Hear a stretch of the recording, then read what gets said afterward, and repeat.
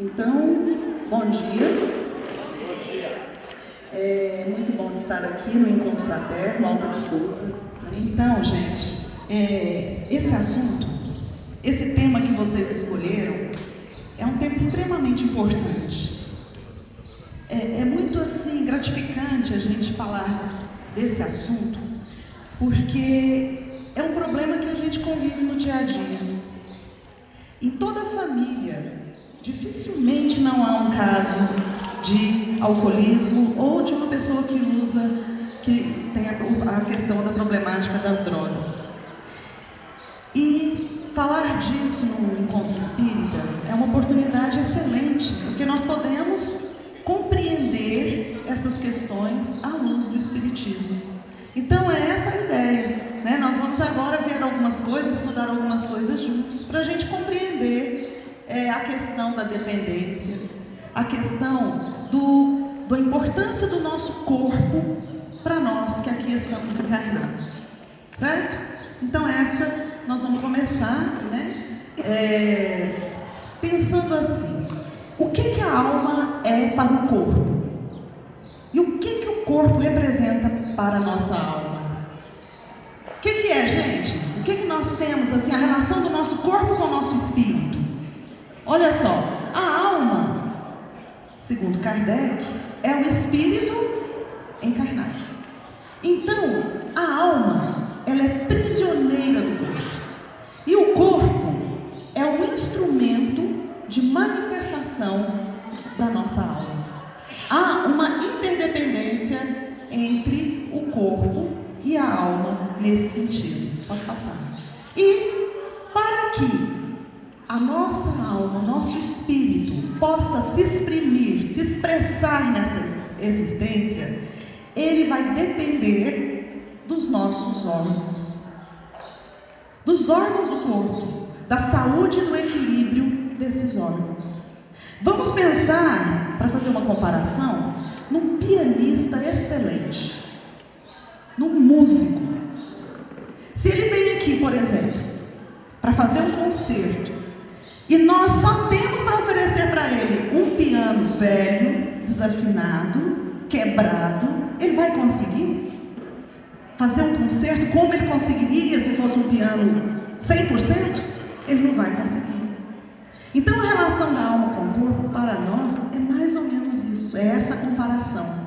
Então se o nosso corpo está bem adequado para a nossa encarnação, porque não é só a gente pensar assim, não, então meu corpo tem um problema de saúde e não está bom. Não, é o corpo que nós precisamos, é aquele que nós temos na nossa encarnação.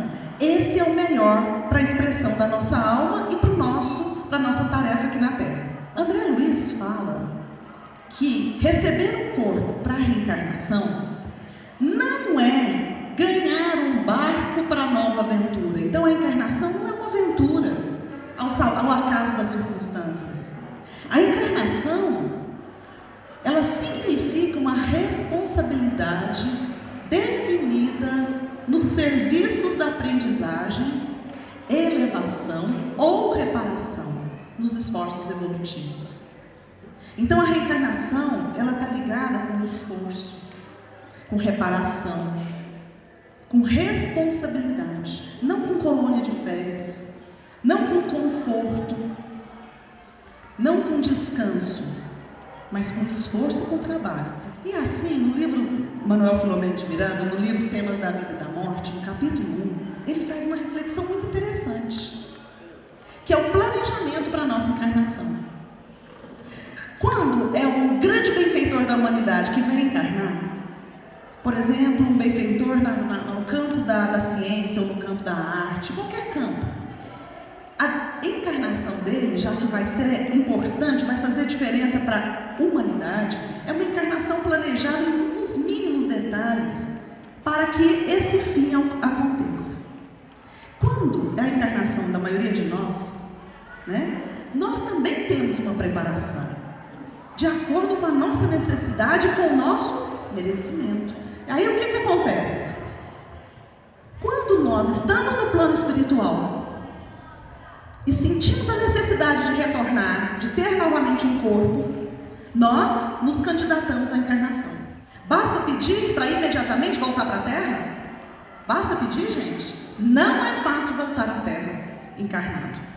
Então, primeiro, pede, solicita a oportunidade. E depois, empenhe os melhores esforços. Olha, eu quero voltar porque eu vou fazer isso, que eu vou fazer aquilo. Eu vou superar as minhas dificuldades. Eu vou me manter no caminho para eu adquirir minhas virtudes. Eu vou fazer muito por aqueles que estão comigo. A gente promete tudo. Então, nessa hora, a gente empenha esses melhores propósitos. Os nossos mentores, os espíritos responsáveis pela encarnação, examinam essas possibilidades.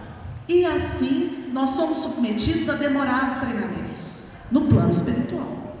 Depois de tudo isso, se nós formos aceitos, nós vamos partir para um caminho. Mas e se não formos aceitos? Não está na hora ainda, não tem as condições necessárias para o sucesso da encarnação. Então, voltamos e fazemos mais treinamentos para fortalecer aquilo que nós precisamos fortalecer. E aqueles que forem aceitos? Aí é hora de procurar os futuros pais. É hora de estudar o mapa genético desse futuro corpo. Então é tudo planejado. O futuro corpo, né, ele tem que ser de acordo com a necessidade da encarnação daquele espírito. Então ali é definido. É interessante, é preciso ter a beleza física ou não é interessante? É melhor que não tenha, para que não caia de novo, por exemplo. Vai ter uma doença, não vai ter uma doença? A inteligência, vai ter a inteligência, não vai ter a inteligência? Quanto tempo de encarnação? Então tudo é discutido, né, e programado com antecedência. E assim, Manuel Filomeno de Miranda fala que a reencarnação é o maior investimento da vida do espírito em processo evolutivo. Então nós estamos tendo agora, nós estamos durante um momento importantíssimo para nós, que é a encarnação. Às vezes a gente não pensa nisso. Quando o espírito então consegue todas aquelas etapas, ele finalmente se liga à célula fecundada. Então ali acontece a ligação do corpo com aquele espírito que passou por todas essas etapas preparatórias.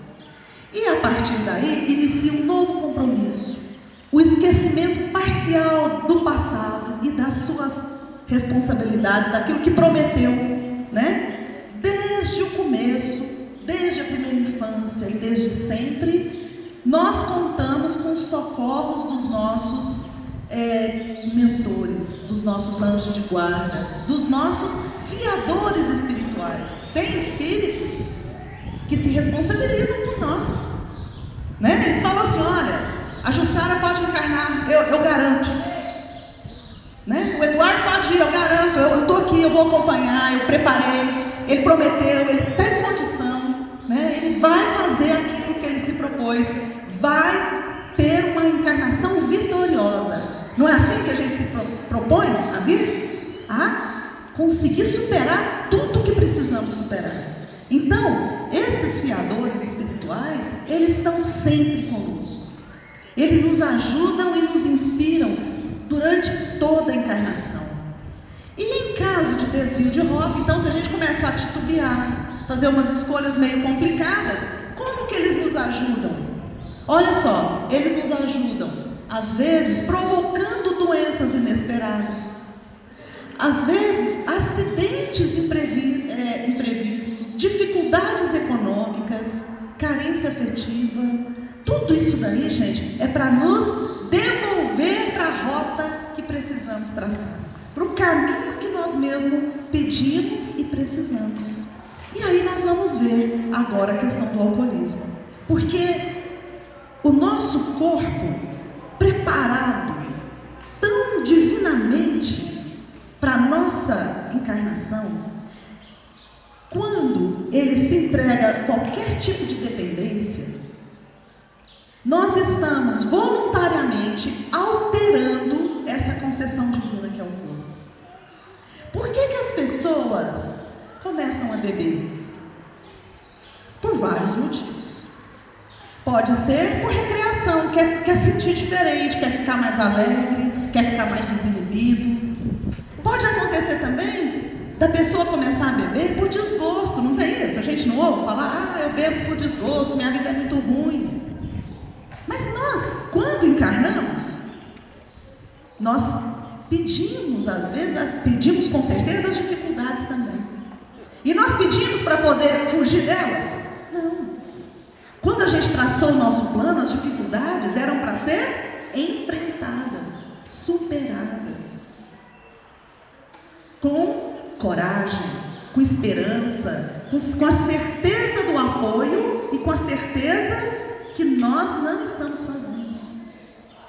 Então, muitas vezes, as pessoas, porque não têm essa coragem de enfrentar as dificuldades, veem no álcool, por exemplo, uma forma de esquecer. Tem gente que está deprimido e bebe para ficar alegre, mas álcool não é remédio, álcool não é tratamento.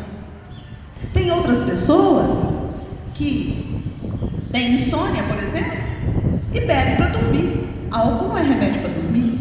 Então tem várias motivações por que a pessoa começa a beber. Agora, por que a pessoa fica dependente?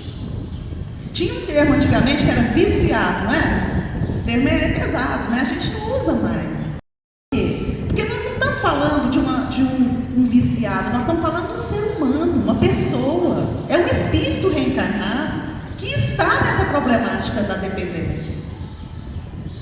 E aí, gente, nós vamos lembrar que antigamente tinha a questão do modelo moral. A pessoa era vista como uma pessoa sem coragem, sem vergonha na cara, não é assim que se refere? Ah, tá lá só um drogado, tá lá só um bêbado. Não, é uma pessoa, né? Ele não é um fraco, ele é um espírito que está com uma situação de dificuldade. E a dependência, nós vamos ver que ela altera o nosso cérebro, altera o nosso comportamento e o nosso corpo. Ela provoca uma doença, que não é só no cérebro, nem só no fígado, é em todo o nosso organismo, né? Hoje a gente acredita que o alcoolismo, ele tem a causa, né? Ele não tem uma só causa, são causas. Então tem a parte genética, que é responsável pela metade, vamos dizer assim, da responsabilidade. Então a parte genética influi muito, 50%. E o resto, 50%? O ambiente e os fatores pessoais. Então vamos, pode passar. Por exemplo, a pressão do grupo é uma coisa forte. Então, quem aqui é mãe e pai? Quem tem filho aqui? Muita gente. Então a gente precisa saber com quem os nossos filhos estão se relacionando. A gente fala assim, não, ele começou na droga por causa de más companhias. É verdade. Muitas vezes, né, uma companhia oferece. E às vezes esse é um começo de um caminho tortuoso e trágico para aquele espírito. Então, a pressão do grupo, querer estar junto com aquelas pessoas, muitas vezes tem um papel decisivo no caminho desse espírito reencarnado. O comportamento dos pares, quer dizer, por exemplo, na família, quando todas as festas têm bebida alcoólica. Festa de menino de 1 ano, às vezes tem bebida.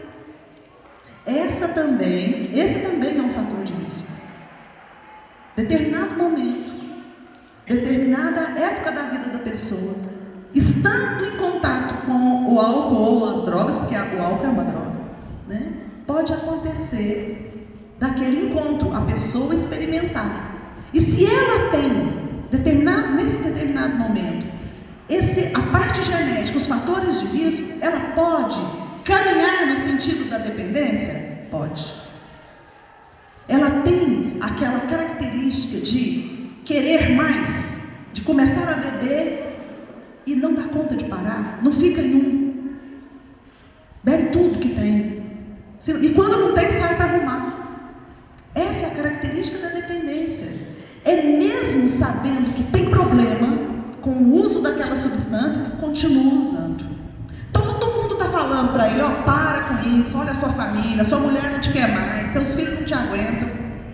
A pessoa sabe que está com problema, mas não consegue parar assim, facilmente, só de resolver. Assim é com álcool, assim é com cigarro, assim é com a cocaína, com o crack e com outras drogas, né? Pode passar. Um outro fator de risco são as situações estressantes, principalmente na infância. Então, uma criança que é negligenciada na primeira infância, principalmente, a gente sabe que esse é um fator de risco. A criança que presencia ou é vítima de violência, de maus tratos, tanto a violência física quanto a violência psicológica.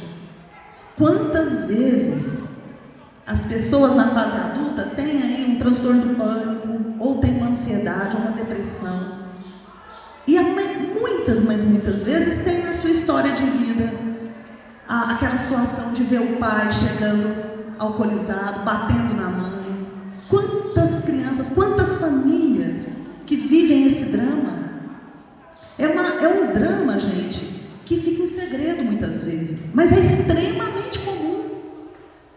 É um sofrimento muitas vezes para a mãe que pega os filhos e sai correndo de casa porque o marido chegou alcoolizado e está batendo, quebrando tudo. Então essas situações, elas marcam, né, o espírito infantil. Marcam a criança que está no começo da sua internação e acarretam problemas depois, psíquicos principalmente. Além dessas situações de estresse, nós temos o distanciamento dos pais. Então hoje a mulher trabalha fora, né? O casal trabalha fora, os meninos ficam muitas vezes sozinhos. E quando os pais chegam em casa estão cansados, é difícil mesmo, mas aí fica mais distante. Não conhece o filho. O filho não conhece os pais, ainda mais com a internet, né? Com o Facebook, com o WhatsApp, fica mais distante ainda, porque está em casa, cada um está no seu celular, no seu computador, convivendo com o mundo, e dentro de casa, às vezes nada. Então, o distanciamento afetivo é algo que não escolhe lugar para se manifestar, tanto nas casas mais ricas quanto nas casas mais pobres. É geral e é um fator de risco. Então a gente conseguir olhar para o filho, conversar com ele, que conversar com o filho é diferente de dar ordem para os filhos. Como é que as mães geralmente fazem? Os pais também, mas as mães mais. Como é que a mãe conversa com o filho? Você já tomou banho? Fez tarefa? Vai agora arrumar seu quarto, vai arrumar sua cama. Olha que bagunça que está isso aqui. Não é assim que as mães às vezes conversam? Não, eu converso com ele. Isso não é conversa não, gente. Isso é ordem, é monólogo, né? Já fez sua tarefa? Eu quero ver sua tarefa. Tem que tirar nota boa. Isso daí, né, é uma situação que a mãe tem que controlar, tá tudo bem. Mas isso só não é conversa. Conversa é ouvir também, sem querer corrigir o menino. Só ouvir, é uma parte, ouvir. Corrigir o que tem que corrigir é depois. Essa parte do ouvir, de entender a situação, de entender o que ele está pensando, entender qual que é a ideia dele. Né? Se a gente ouve para corrigir, a gente não ouve.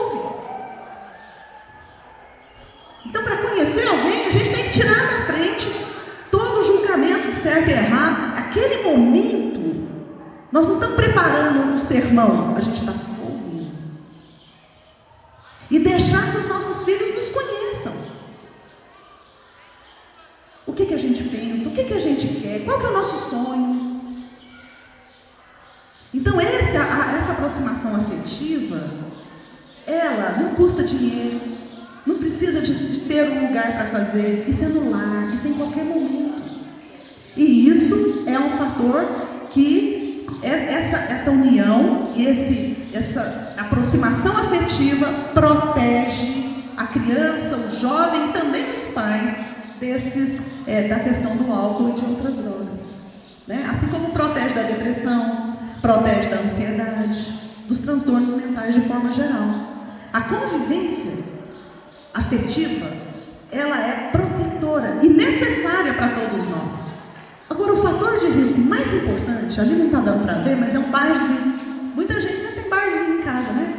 Um lugar que guarda bebida, todo tipo de bebida, os copos próprios, tem gente que, né, fica lá exposto. Não só o barzinho, mas qualquer situação de disponibilidade é o maior fator de risco para o alcoolismo e para outras drogas. Hoje a gente já sabe, já convive, no centro espírita, às vezes a gente vê filhos de usuário de crack, filhos de traficante de crack, que ele tem ali na sala dele, né? A droga é um fator de risco, é um fator de risco imenso para esse jovem. Como é que você vai falar para ele? Como é que vai ser esse caminhar? Está lá na sala da casa dele, é o dia inteiro aqui. Eu não sei se vocês percebem, mas na evangelização infantil a gente escuta esses relatos, na mocidade, né? Então, gente, guarda bem isso, a disponibilidade, ter ali a mão, estar em contato. Vai numa festa que tem droga, é um fator de risco? Imenso. Então, quando o filho da gente fala assim, eu estou indo para uma festa hoje, como é que a gente faz? Não vai? Depende, né? Onde é essa festa? Quem vai estar? Quem é a mãe desse menino? Ela vai estar na festa? Vai ter bebida nessa festa? Quem são esses amigos? O que eles pensam? O que esses pais fazem? Então é preciso a gente se informar, estar junto. Não, vamos chamar esses meninos, vamos fazer a festa aqui em casa? E aí vocês não podem sair e dormir cedo e largar os meninos lá por conta deles, não, tem que ficar até no fim. É preciso, a presença da mãe e do pai é um fator de proteção. A vigilância é um fator de proteção. O interesse é um fator de proteção para o jovem e para a criança. A escola, ter um bom desempenho escolar é protetor. Então, a criança que aprende, a criança que gosta da escola, a criança que tira boas notas, que se envolve nos trabalhos escolares, isso é importante, é protetor para ela. Ter amigos, brincar, ter atividades prazerosas, prazer, né, para a criança e para o jovem, é protetor. E para adulto também, viu, gente? Ter atividades prazerosas, não só trabalhar, né? Ter coisas que gosta de fazer, ter amigos, ter alguém com quem contar, fazer coisas que dão certo, quer dizer, se envolver num trabalho e gostar do que faz, isso é protetor. Ter as condições de desenvolver as tarefas que ele precisa desenvolver e gostar disso é protetor também. A evangelização é protetora? Evangelização infantil no centro espírita é, gente?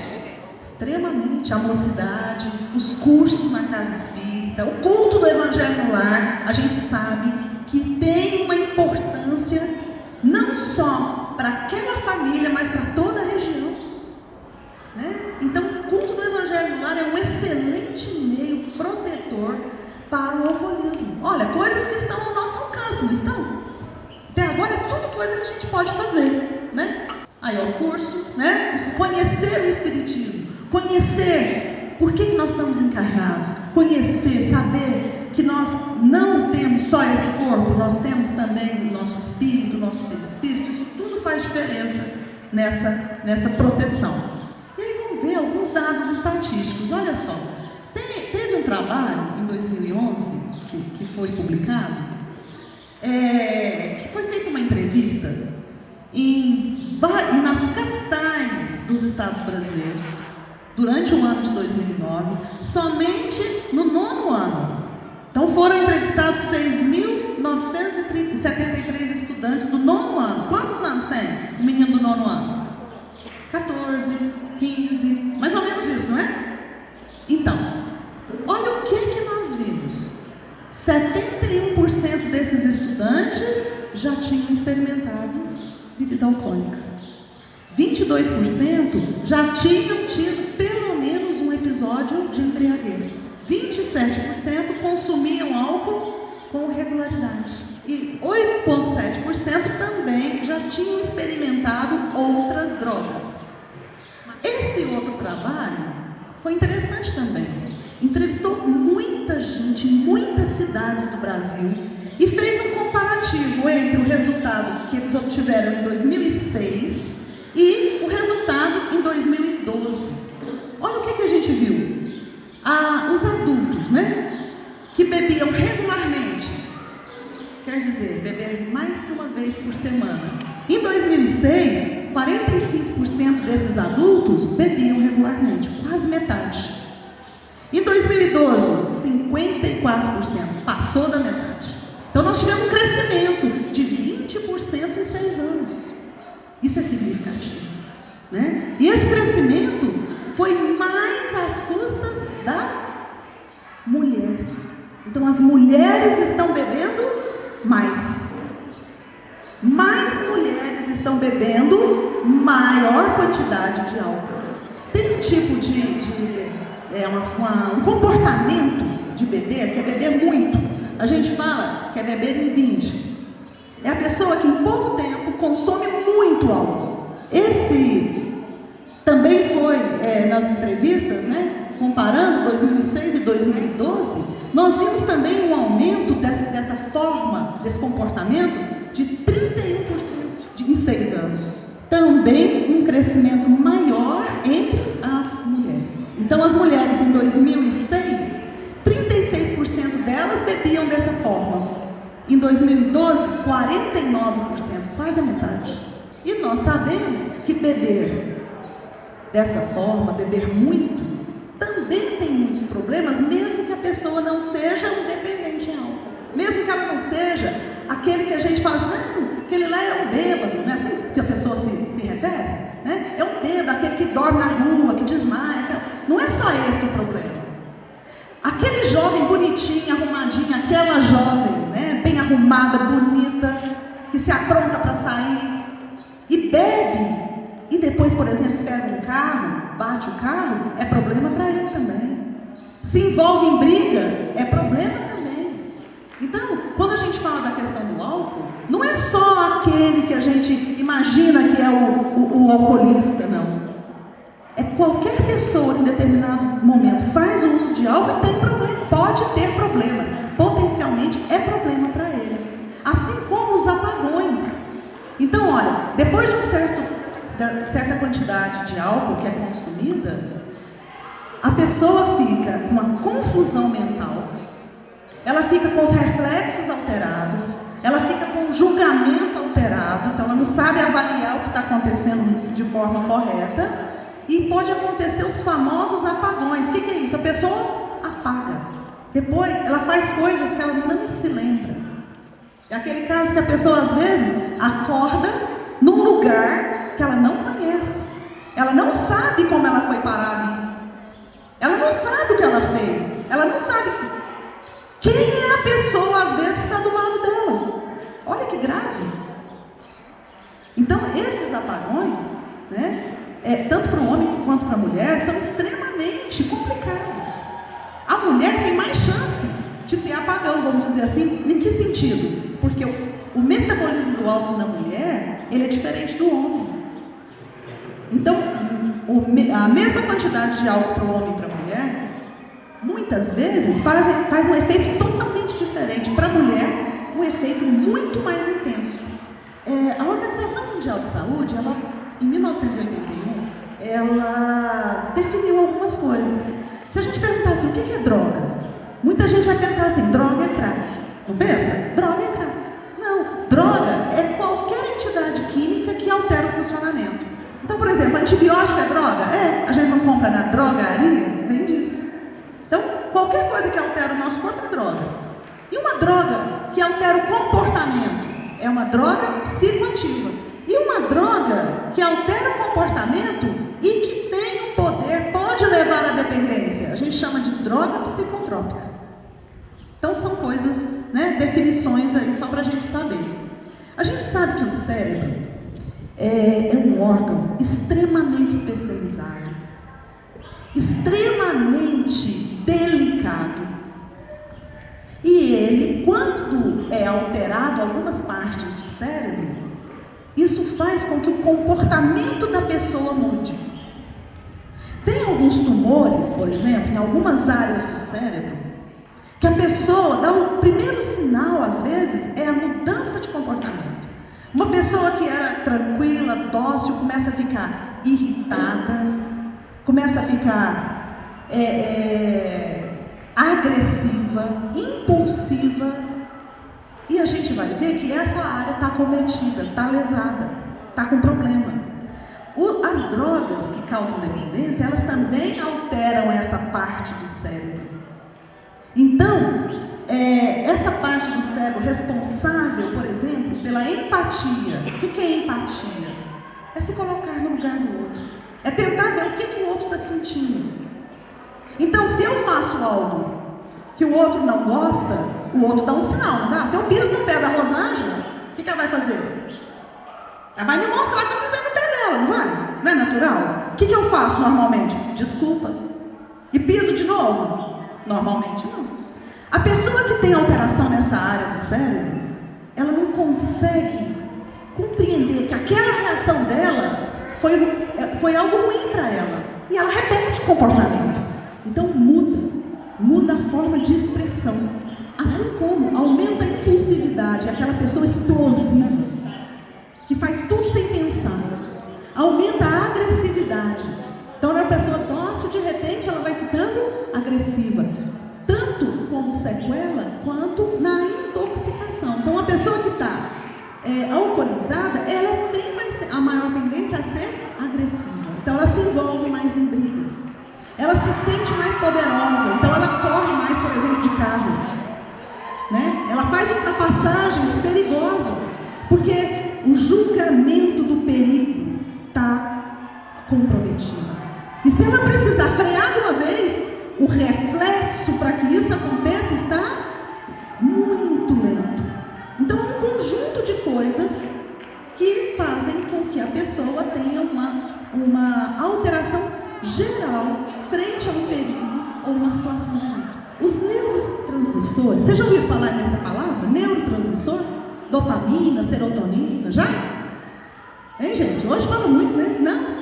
São pequenas moléculas no cérebro que são as mensageiras, vamos dizer assim, do estímulo entre uma célula e outra. E as drogas, elas modificam, elas enganam os nossos receptores do cérebro. Elas enganam e agem ali nesses receptores que seriam para os nossos neurotransmissores. Quando a gente sente, por exemplo, um prazer, né? Quando a gente fica muito bem, por exemplo, quando a gente estava ouvindo a música das meninas aqui, a gente não sente um bem-estar, não é? As meninas falam, gente, vocês vão, eu tô até arrepiada, vocês vão arrepiar também, por quê? Porque é leva, e a gente não sente bem? Quanto tempo dura isso? Dura um pouquinho, né? É aquela expressão, né, que leva a gente lá para o alto. A droga, isso é natural. Então, quando a gente sente esse prazer, são os nossos neurotransmissores que estão agindo no cérebro. A droga, ela age no cérebro também, mas esse prazer, ele é muito mais intenso e dura muito mais tempo. E ele escraviza a gente. Então, é diferente de um prazer planificador. Quando a gente tem um namorado, está apaixonado, como é que a gente fica? Alegre, feliz, o dia está lindo, não tá? Olha que céu maravilhoso. Vem no encontro fraterno, que maravilha o encontro fraterno, que palestra maravilhosa. Por quê?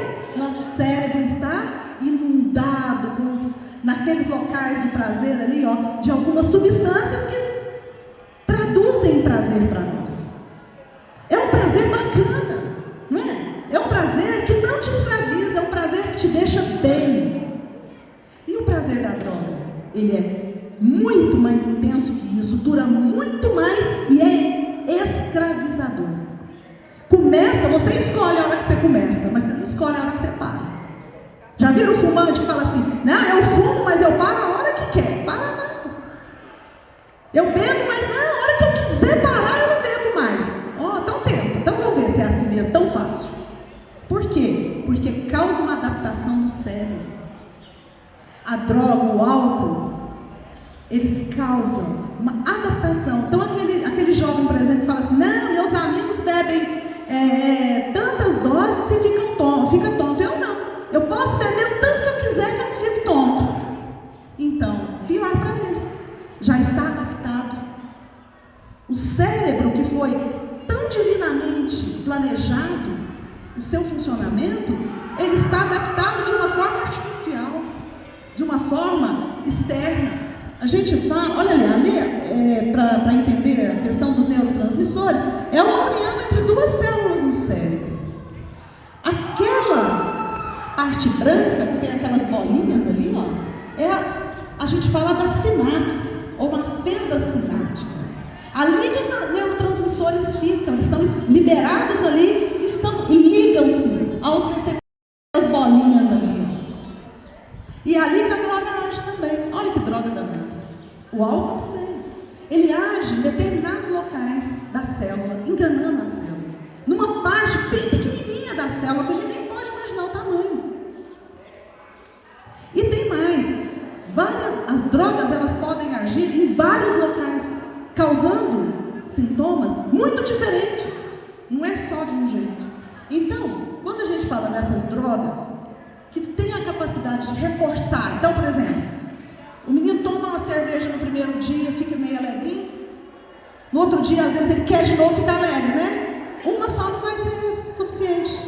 Ele vai começar a precisar beber mais. Depois mais, depois mais, depois mais. Então, reforça. Daí um tempo, o que acontece? Se ele não beber, ele não fica bem. Então, aí ele já não bebe mais para ficar alegre. Ele bebe para não sentir mal pela falta da bebida. Assim, igual quem usa crack, quem usa cocaína. No começo, tem esse pico de prazer. Mas com o uso, a pessoa percorre o prazer, mas ela não encontra mais. Aí ela já usa para não sentir mal. Se ela fica um pouquinho sem a droga, ela começa a tremer, ela já começa a pensar, onde que eu vou arrumar? Quem é que tem? Onde eu vou comprar? Se ele não tem dinheiro, a necessidade é tão grande que ele faz qualquer coisa para ter o dinheiro. Para comprar droga, para comprar álcool, para qualquer coisa. O que ele pode fazer? Tudo. Ele rouba, troca, tira a roupa do corpo e troca por droga. Por quê? Porque o cérebro dele, vamos dizer assim, está gritando por aquilo. A gente fala que aquela pessoa que usa droga, que tem uma dependência, que tem esse quadro, ele espanca o cérebro dele. Sabe espancar? Imagina o cérebro super delicado. A droga é como se espancasse o nosso cérebro. Aí lembra que a encarnação é algo muito precioso para nós? Lembra, gente? Que nós pedimos tanto para ter esse corpo agora? Foi tão difícil arrumar paz para nós? Pai, mãe, família? Foi difícil. Aí, com esta questão da busca do prazer ilusório, um prazer artificial, ou fuga de algumas situações, que a gente escolheu, inicialmente a gente escolhe, isso faz com que o nosso organismo tenha grandes dificuldades. E o nosso espírito tem também? Tem. Por quê? Porque ele se apega a um tipo de prazer animalizado. Olha o prazer de escutar a música aqui àquela hora. É algo sublime, planificador.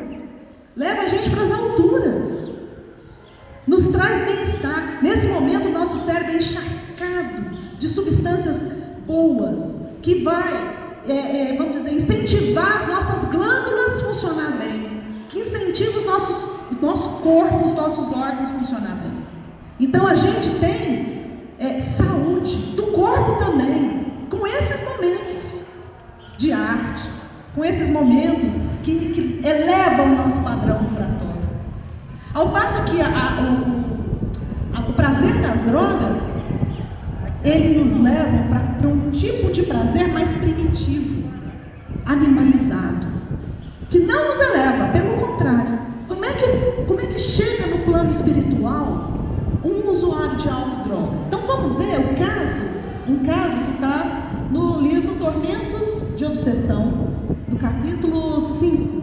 Vocês já leram esse livro, gente? Tem uns casos interessantes, é muito bom, né? É o caso Ludigério. Tem uns nomes interessantes também, né? Ludigério. Então vamos ver. Como é que era o Ludigério antes da encarnação? Ele era complicado. Ele não era um espírito bonzinho, não. Nem dócil. Ele era perverso. O que é ser perverso? Mal, né? Mal, obstinado, caprichoso, dominado pela loucura do poder. Ele queria poder a qualquer custo. E ele já tinha destruído muitas vidas. O que será que precisa um espírito desse quando reencarnar, hein? Do pai e da mãe? Roupa bonita? Roupa de marca? O que precisa, gente? Precisa de disciplina para ele dar conta de superar tudo isso? Precisa de amor, precisa de compreensão, precisa de evangelização infantil, precisa de passe. Por quê? É um espírito atormentado. E ele encarnou para quê? Para ele superar tudo isso. Mas aí, o que aconteceu? Ele teve pais, né, que não compreendiam muito, até pelas características, pelo merecimento dele. Ele ia para a escola, sempre depressivo, sempre atemorizado, expressando conduta antissocial. O que é isso, conduta antissocial? Aquele menino assim, que não se importava, maltrata animal, bate na professora, bate na mãe se brincar, não é? É um menino que não tem, ele não respeita o direito do outro, ele lesa o outro e não se importa, entre aspas aí. Até que aos 12 anos, hein? Ele experimentou o primeiro trago. Onde que é que ele achou o primeiro trago para ele experimentar? No próprio lar, numa festa de aniversário do pai. Olha, eu trouxe isso, gente, porque é muito emblemático. É muito emblemático. Tudo que esse menino não precisava, que esse espírito não precisava, era disso. Não é verdade? A partir daí, como ele já tinha essa característica, essa tendência, foi mais difícil cada dia para ele sair disso, porque ele já era impulsivo, algo piora. E numa fase infantil piora mais, porque o sistema neurológico da criança e do jovem é ainda imaturo, mais impulsivo, mais difícil ainda. Ele passou depois disso a tomar bebida alcoólica escondido. E, além disso, entregou-se a pensamentos vulgares na área sexual. Ele, com 28 anos, ele era um jovem envelhecido precocemente, obsediado, porque é natural, né, gente? Aqueles que gostavam de beber estão sem esse corpo, que morreram, eles deixam de gostar de beber? Assim, automaticamente, só morreu, acabou? Não. Eles continuam buscando a bebida. E onde que eles encontram? Eles vão no boteco, pode pedir uma pinga lá no boteco, ele não tem mais o corpo. Então como é que ele faz? Ele se vincula, ele se liga ao encarnado que está bebendo. Ele aproveita daquele momento. Ele compartilha a sensação daquele encarnado. Tanto do álcool quanto de outras drogas. E o Ludigério, se vocês lembrarem, ele não teve um fim bom nessa encarnação. Ele morreu numa briga num bar, alcoolizado. Ele levou uma facada, né? E ele desencarnou precocemente. E aí, o que vai acontecer, gente? Ele vai ter outra chance? Vai. Deus é infinitamente bom. Vai ter outra chance, mas vai ter toda a preparação outra vez, com débitos aumentados aí dessa encarnação. E André Luiz fala entre a terra e o céu que nós renascemos na terra junto daqueles que se afinam com o nosso modo de ser. O dipsômano, quer dizer, aquele que usa, né, que tem a dependência do álcool, não adquire o hábito desregrado dos pais, mas quase sempre ele já usava álcool antes de renascer, em outras vidas. Então ele já tinha muitas vezes essa vivência. E tem os beberrões desencarnados, que se aderem àqueles que se fazem instrumentos deles próprios. Olha como é que André Luiz chama esses espíritos que buscam o álcool: beberrões desencarnados, né? Ali tem uma imagem que está difícil de ver, mas é que muitas vezes as pessoas que estão alcoolizadas começam a ter alucinação, começam a ver coisas normalmente não muito boas. Então vê bicho, né? Vê monstro, vê gente que já morreu. Então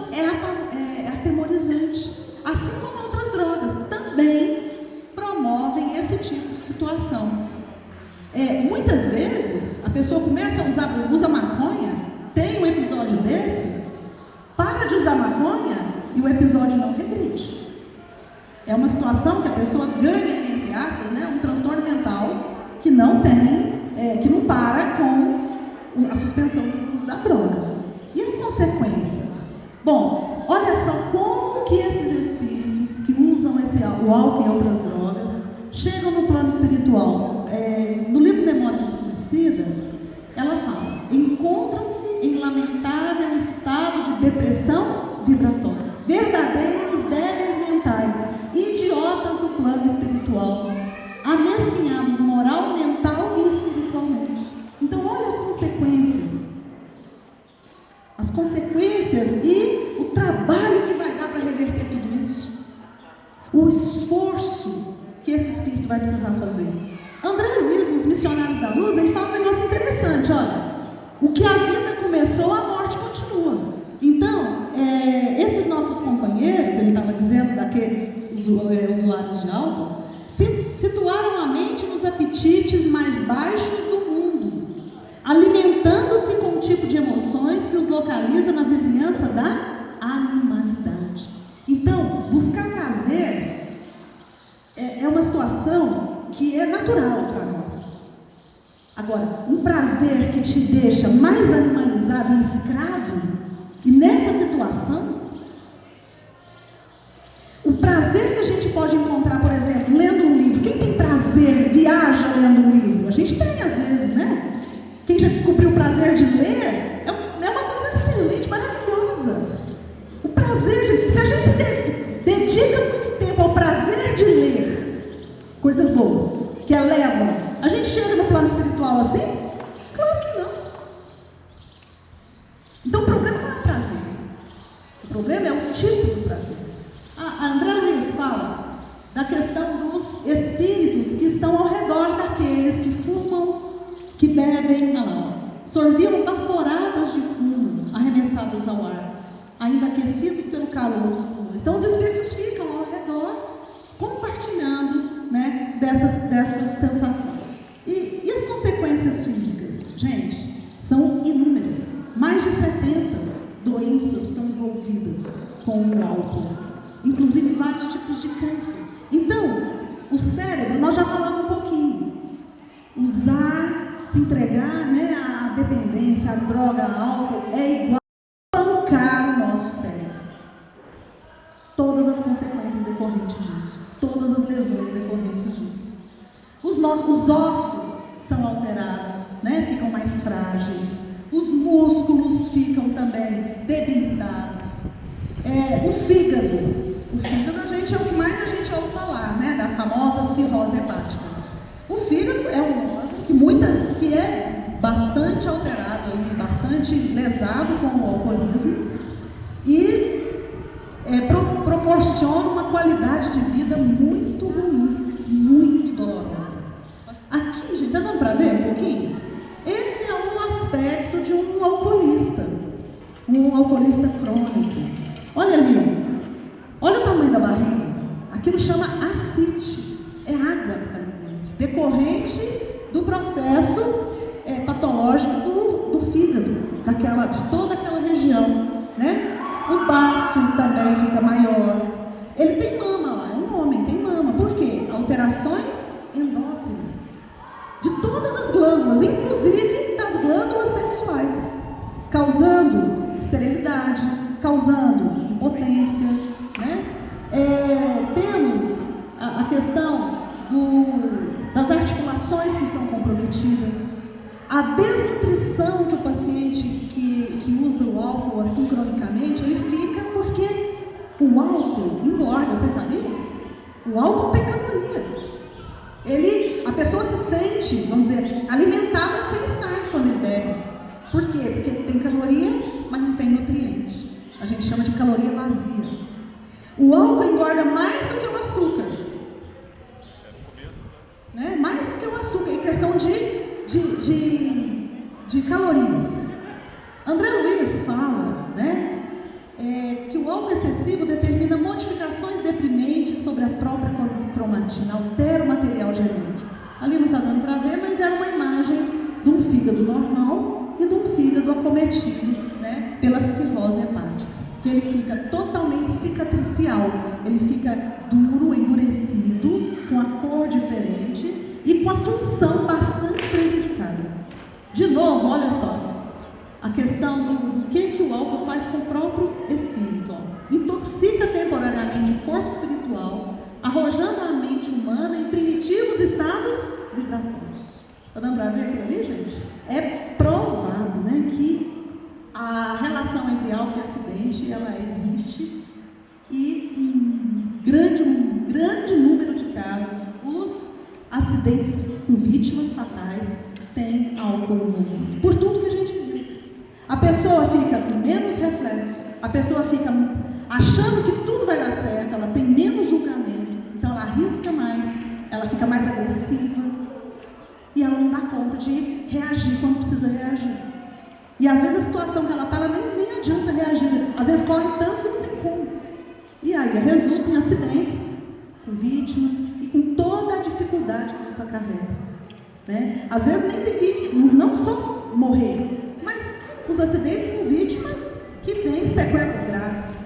Também a questão da gravidez na adolescência, né? Na gravidez não planejada, também tem aí como uma consequência, né, da questão do álcool. Pode passar. A violência doméstica, que nós falamos um pouquinho, que é uma realidade que fica em segredo, as pessoas têm vergonha, né? As mulheres muitas vezes que são agredidas pelos maridos, têm vergonha, têm medo de fazer qualquer coisa, de tomar qualquer providência. Então tem mães, tem mulheres que ficam, às vezes, uma vida refém de uma situação de violência. Uma vida. Às vezes a pessoa não consegue ver outra saída, né? Tem um questionário, gente, vocês devem conhecer, que são só 4 perguntas, que a gente às vezes faz até para uma plateia, para a pessoa pensar que está na hora dela procurar ajuda. Às vezes ela pensa assim, eu bebo só um pouquinho, não tem problema nenhum com bebida. Então vamos ver, olha só. Alguma vez você sentiu que deveria diminuir ou parar de beber? As pessoas o aborrecem porque criticam o seu modo de beber? Você se sente culpado pela maneira com que bebe? Costuma beber pela manhã para diminuir o nervosismo ou ressaca? Hoje a gente sabe que pelo menos, se tiver um sim, é problema, precisa de ajuda. Então, a gente dar informações sobre esse assunto é importante. Às vezes a própria família fica em dúvida. Será que eu preciso procurar ajuda para esse meu familiar? E vamos ver a síndrome da abstinência do álcool. Então, quando uma pessoa tem esse hábito, usa álcool, e de repente, por qualquer motivo, para ou diminui, ela vai ter em algum grau sintomas de abstinência, que podem ser fatais, podem ser extremamente graves. Quais são esses sintomas? Então a pessoa começa a ficar irritada, suando, às vezes tem a sensação de batedeira, tremores, vômitos, náuseas. Muitas vezes, quando não é tratado, isso evolui e piora. Então a pessoa começa a ficar confusa, não falar coisa por coisa, agressiva, ela quebra a casa. Se ela está no hospital, ela arranca o soro, tira a sonda, nem vê o que está fazendo, fica enlouquecida. Isso é comum. Às vezes o paciente interna, por exemplo, para fazer qualquer cirurgia. No primeiro dia depois que ele está internado, depois de algumas horas, ele começa a ficar diferente. Muitas vezes ninguém conta para o médico que ele é um usuário de álcool. Então aí a pessoa não faz um tratamento para prevenir esses sintomas. Aí a pessoa fica enlouquecida no hospital. Quando isso pode evoluir para piora, pode chegar a coma, pode chegar a crises convulsivas e pode chegar à morte. Então é um quadro extremamente grave que precisa de acompanhamento médico. Muitas vezes, o que muita esposa inadvertidamente faz? O marido começa a parar de beber, aí fica chato, porque ele fica irritado, fica nervoso. O que muita mulher faz? Para tentar ajudar o marido, porque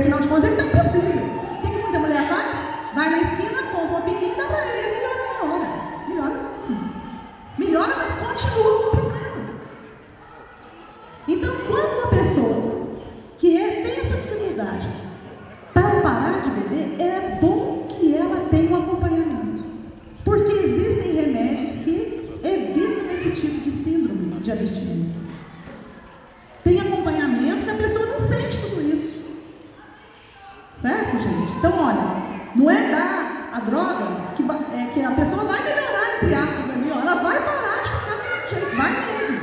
Mas ela vai continuar na dependência e no uso. Tratar a família, né? Então a família precisa saber como que ela ajuda. Porque muitas vezes ela quer ajudar, não sabe como. Precisa saber como. Precisa compreender como que é esse processo. O que ela pode fazer para ajudar? Né? Então a gente precisa saber dar essas informações.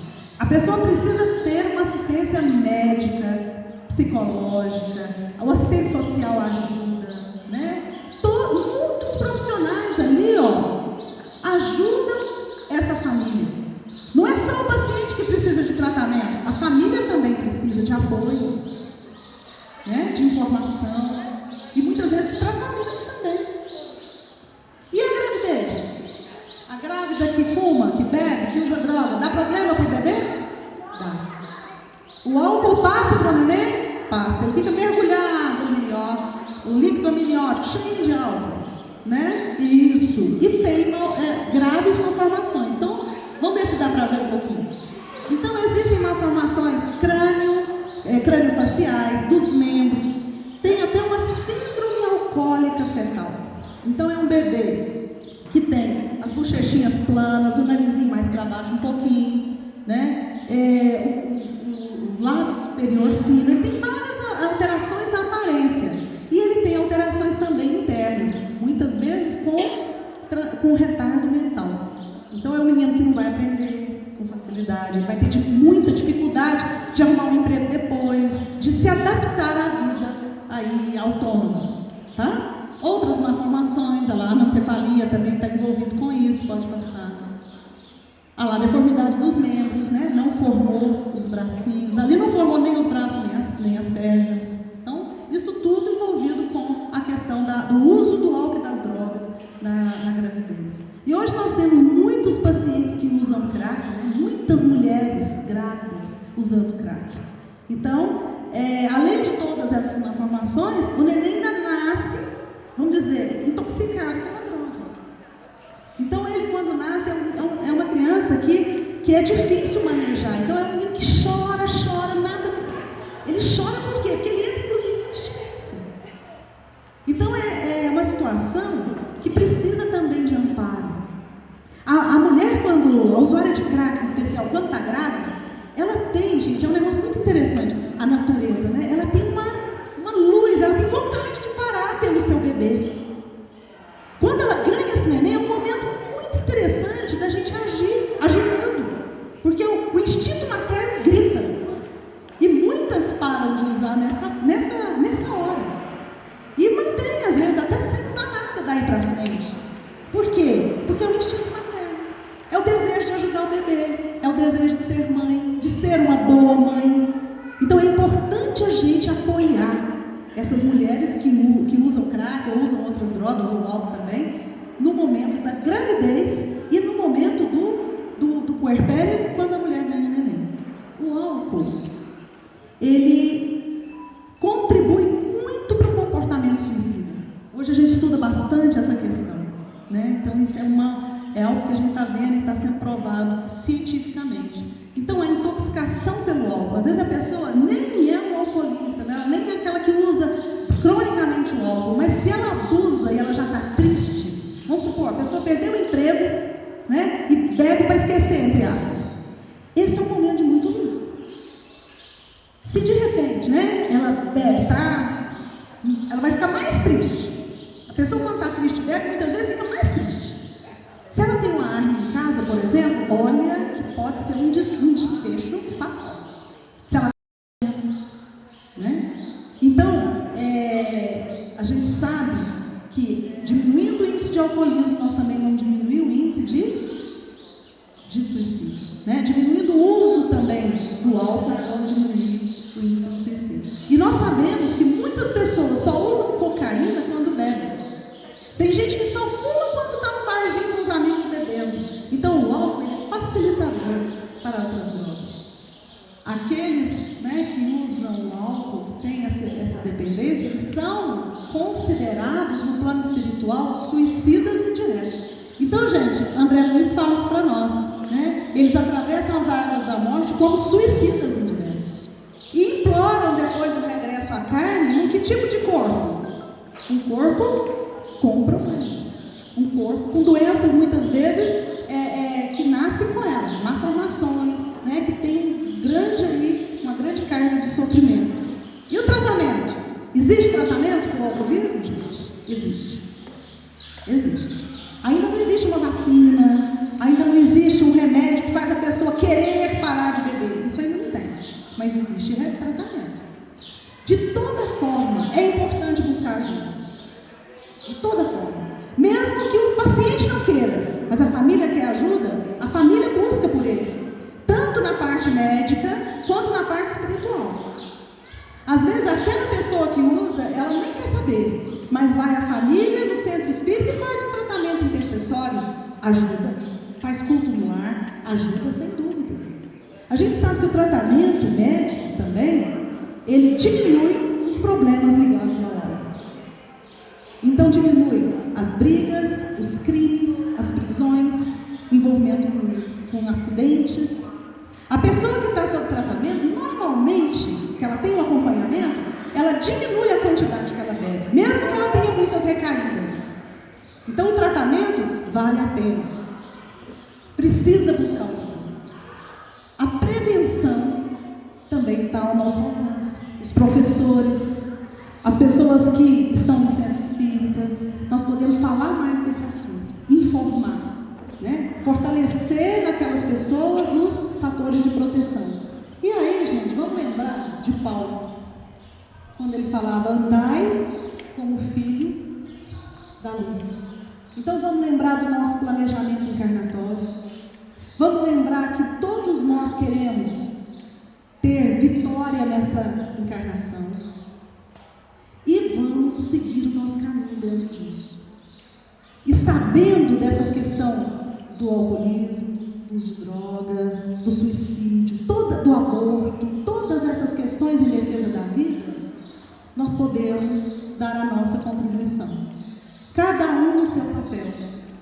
Cada um na sua profissão lá fora, dentro da casa espírita, né? Nós podemos acolher essas pessoas, enxergar em cada um espírito reencarnado e dar a nossa ajuda de acordo com a nossa condição, ou encaminhar para instituições especializadas, para que essa pessoa também consiga retomar o caminho na sua encarnação. Nesses sites tem algum material muito material bom. Tem alguns vídeos interessantes sobre esse assunto, tá? Tem material para leitura, tem um material no site ocentespirita.com que você pode fazer uma sala a respeito de vícios na reunião pública. Então tem transparências, tem a parte de estudo do instrutor, para que todos nós tenhamos aí esse conhecimento, né? Então vamos acessar a revista Alta de Souza também. Então nós podemos acessar e ter essas informações, tanto da parte da ciência, né, quanto da parte do espiritismo. Tá bom, gente? Então, eu acho que está na hora, né? Eu agradeço muito vocês, porque vocês foram heróis e heroínas, né? Nessa hora, depois do encontro de 2 dias, ainda ficar aqui firmes, ouvindo tudo isso. Então, eu agradeço muito a gentileza aí de cada um, a vibração de